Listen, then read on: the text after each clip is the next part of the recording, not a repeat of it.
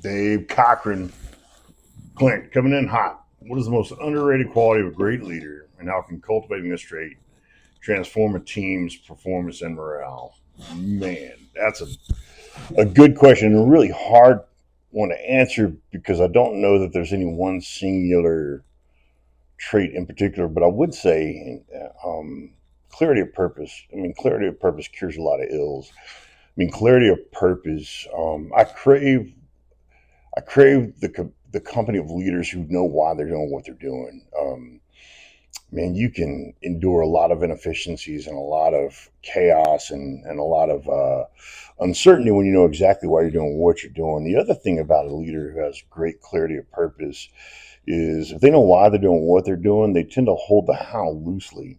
And what's cool about that is when you hold the how loosely, you invite others in to help with the how. And so you invite and empower really talented people into the tribe and you kind of get out of their way. I mean, people ask me all the time, hey, what was it like to lead SEALs? I'm like, you don't lead SEAls, you aim them. You know, like ridgeline, left, right limits, resources, go. And you just try to point that talent and horsepower towards the right problem, right? Like it's not a leadership challenge. It's like imagine like what it felt like to drive a stagecoach with the world's most badass horses, right? Um, so I would say, right behind clarity of purpose is being a good communicator, not a gifted communicator. Um, there's a difference between being a gifted communicator and a good communicator. I mean, there's a lot of victories and battles that have been won by dudes who weren't motivational speakers, I think George Custer, by all accounts, was an extraordinary speaker, but that's not why we remember him.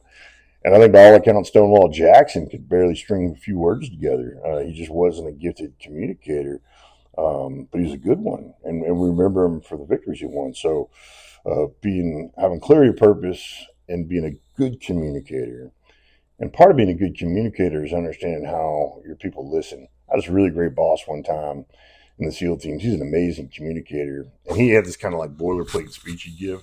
And every time he gave it, it's like the first time. It was so cool. And then we drove across Coronado Bay Bridge, and he gave it to some of the guys who drive ships. And so, but he gave a different version of the same speech, but it wasn't inauthentic. It was very much him.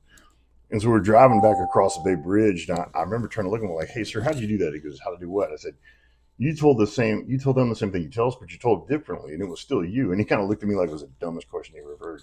He's like, Clint, I just never thought everybody needed to learn to listen the way the leader likes to talk. And I was like, oh.